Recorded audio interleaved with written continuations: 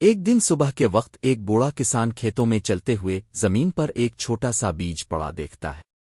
بیج اتنا چھوٹا تھا کہ وہ سوچتا ہے یہ بیج بے فائدہ ہے، شاید یہ کوئی خاص کام نہیں آنے والا۔ لیکن پھر اس نے کچھ لمحے کے لیے رک کر بیج کو اٹھایا اور فیصلہ کیا کہ وہ اسے زمین میں بو دے گا۔ اس نے بیج کو احتیاط سے ایک نرم مٹی میں بو دیا، اس پر پانی ڈالا اور اس کے ساتھ کچھ نیک باتیں کہیں۔ پھر وہ اپنی راہ پر چل دیا۔ دن گزرتے گئے اور کسان اپنے کام میں مصروف رہا، بیج کے بارے میں زیادہ نہیں سوچا۔ اس کے لیے ہمیشہ کچھ نہ کچھ کرنے کو تھا۔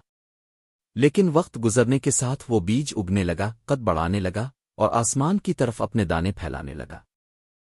کئی سال بعد وہ درخت سب سے خوبصورت پھل دینے والا درخت بن چکا تھا، جسے گاؤں والوں نے پہلے کبھی نہیں دیکھا تھا۔ وہ درخت ایک طاقت اور خوبصورتی کی علامت بن چکا تھا اور گاؤں والے دور دور سے آ کر اس کی تعریف کرتے تھے۔ ایک دن ایک مسافر گاؤں آیا، تھکا ہارا اور بھوکا۔ اس نے درخت کو دیکھا اور اس کے پھل کی خوشبو سے متاثر ہو کر اس کے نیچے آرام کرنے کے لیے بیٹھ گیا۔ گاؤں والوں نے اس کو درخت کا پھل پیش کیا۔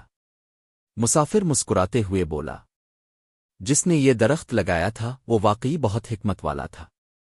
یہ درخت صرف اپنے لیے نہیں بلکہ دوسروں کے لیے اگا تھا۔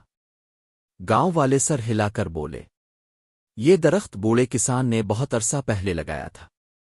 اس نے اس درخت کو صرف محبت سے لگایا تھا، کچھ بھی بدلے کی امید کیے بغیر، اور اب ہم سب اس کے پھل سے فائدہ اٹھا رہے ہیں۔